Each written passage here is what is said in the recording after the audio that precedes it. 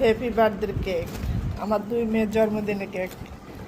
মে মাসে হয়েছে দুজনেই, তবে তারিখটা শুধু আলাদা।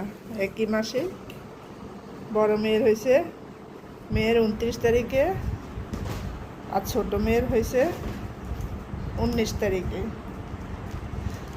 তাই দুজনের কেক একটাতেই নাম লেখা হয়েছে। কেকটা কেমন হয়েছে কমেন্ট করে জানাবেন। ওটা খুললো না, ওটা থাক, এখন থাক।